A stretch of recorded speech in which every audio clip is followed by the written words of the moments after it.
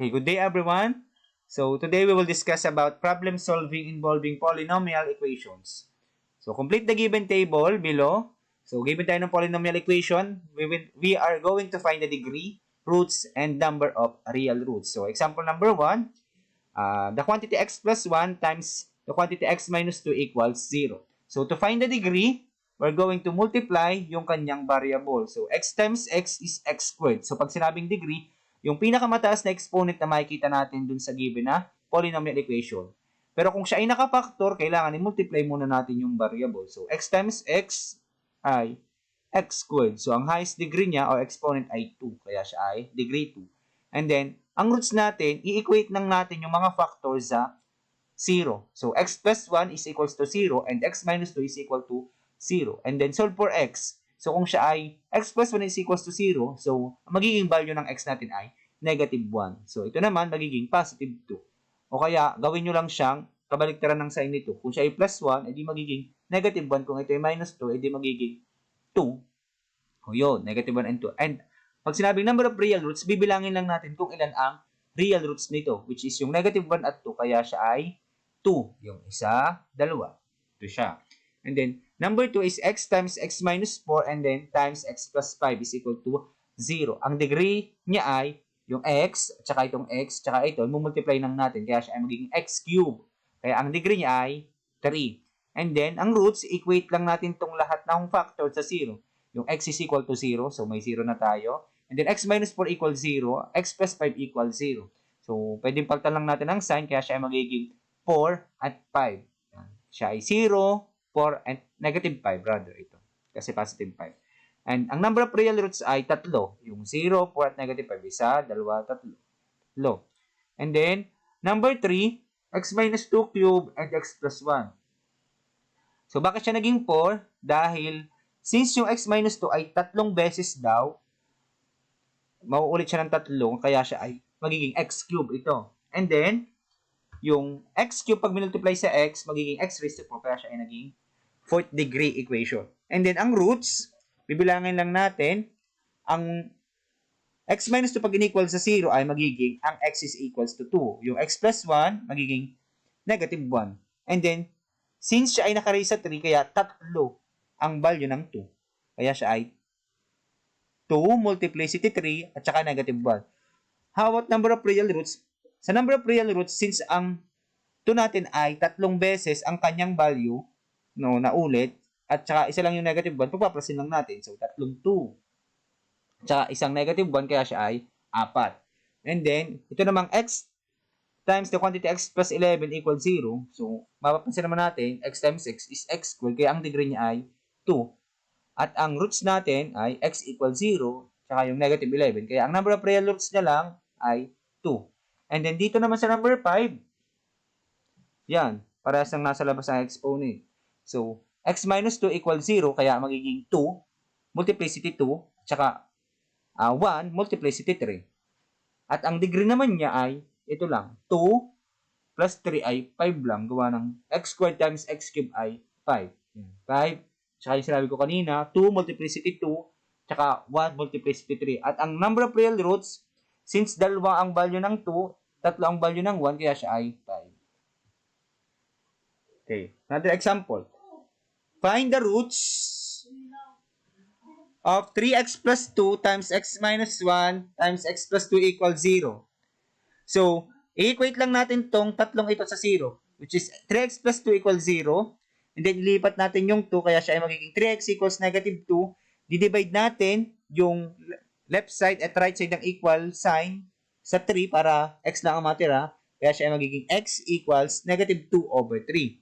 And then yung x minus 1 naman, we will have x minus 1 equals 0. And then, pag nilipat natin yung 1, magiging x equals 1. And then yung x plus 2 naman, x plus 2 equals 0, lilipat natin sa right side ng equal sign, kaya siya ay magiging x equals negative 2. And then, therefore, the roots are negative 2 over 3, 1, and negative 2. Next, example number 2. Find the polynomial equation whose zeros are 1, multiplicity 2, negative 1, and 2. So, dalawa ang value ng 1, isang negative 1, at saka isang 2. So, gagawin lang natin, since dalawa ang 1, so kapag inilagay natin siya in terms of factor, siya ay magiging x minus 1, yung positive 1. Yan, dalawang x minus 1. And then, yung negative 1 naman ay magiging plus 1. So, x plus 1. At yung 2 ay x minus 2. And then, mumultiply lang natin. Yan. X minus 1 times x minus 1 is x squared minus 2x plus 1. At itong x plus 1 times x minus 2 naman ay x squared minus x minus 2. Then, multiply natin to lahat. Kaya ang magiging sagot natin ay x raised to 4 minus 3x cubed plus x squared plus 3x minus 2 equals 0. So, ang polynomial equation natin, whose zeros are 1 multiplicity 2, negative 1 and 2, is x raised to 4 minus 3x cubed plus x squared plus 3x minus 2 equals 0. Example number 3. Find the equation if the zeros are negative 1, negative 2, 1, and 2. So again, kapag minus o negative 1, magiging siyang x plus 1. And then, ito, 1, magiging minus 1. Ay yung negative 2, naging x plus 2. At saka yung 2 ay x minus 2. So, ginawa ko siyang ganito kasi mas madaling mag-multiply. Pwede siya kasing product ng sum and difference. Ito, yung x plus 1 at x minus 1. And then, x plus 1 times x minus 1 ay x squared minus 1. And then, x plus 2 times x minus 2 is x squared minus 4. Then, pag minultiply natin, ang lalabas ay x raised to 4 minus 5x squared plus 4 equals 0. So, ang equation natin, whose zeros are negative 1, negative 2, 1, and 2 is x raised to 4 minus 5x squared plus 4 equals 0. And then, last example, find the zeros of the polynomial equation 2x cubed minus 13x squared plus 17x plus 12 equals 0. So, kung kanina, given ang 0, sa hanapin natin ang polynomial equation, ngayon naman baliktad. Hanapin naman natin ang zeros gamit ang polynomial equation. O, solution, sulat muna natin ang into standard form yung given na polynomial equation.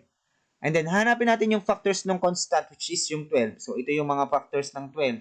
And then, ito, pipili lang kayo ng gusto nyong gamitin na magpapazero sa remainder. At pag naging 0 ang remainder, ibig sabihin, isa sa mga, ang ginamit nyong factors ng 12 ay zeros ng given na polynomial equation. Halimbawa, yan, yung 3 muna ginamit ko. Kasi sa palagay ko ay 3 ang maaaring magpazero dito ng remainder. So, 3. Again, kukunin lang natin ang numerical coefficient ng bawat term. So, ang gagamitin ko ay synthetic division. Kaya, 2, negative 13, 17, at saka 12.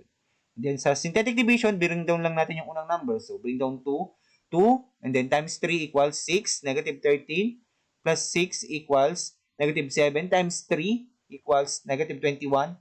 17 plus negative 21 is negative 4, times 3 is negative 12. 12 plus negative 12 is 0. Pag nag-0 ang remainder, since the remainder is 0, therefore, 3 is one of the zeros of the given polynomial equation. And then, para mahanap natin yung iba pang natitirang zeros, ito na lang ang gagamitin natin, yung 2, negative 7, at negative 4. So, kapag siya isinulat natin, in terms of polynomial, siya ay magiging 2x squared minus 7x minus 4. So, ito lang na ang gagamitin natin para hindi na tayo mahirapan sa paghahanap ng natitira pang zeros. So, yung 2x squared minus 7x minus 4, again, kukunin natin yung factors ng constant, which is yung 4. So, 1, negative 1, 2, negative 2, 4, and negative 4. So, pili lang kayo dyan kung alin ang gusto nyo. So, pag nag-0, ibig sabihin, pag nag-0 yung remainder, ibig sabihin, yung napili nyo ay one of the zeros of the given polynomial. So, pinili ko ay 4. Kasi, sa tingin ko, 4 ay magpapazeros dun sa remainder nung given na polynomial. So, again, kunin yung numerical coefficient nung given na polynomial after nating makuha yung kanina. So, we will have bring down 2. 2 times 4 is 8. Negative 7 plus 8 is 1. And 1 times 4 is 4. And negative 4 plus 4 is 0. Since the remainder is 0, therefore 4 is one of the zeros of the given polynomial equation. And then, yung 2x plus 1 is galing dito, yung sa 2 and 1. So, i-equate lang natin siya sa 0 and then solve for x. So, 2x is equals to negative 1 and then x is equals to negative 1 half. Gawa nang dinivide natin yung 2x at saka negative 1 sa 2 para x lang ang matira. Kaya x is equals to negative 1 half. So, nahanap na natin lahat ng zeros. Yan. And yung roots. So, the roots are 3, 4, and negative 1 half. So, kung zeros, ay di zeros ang lalagay nyo. Kung roots, ay di roots ang lalagay nyo. So, thank you for watching. That's all.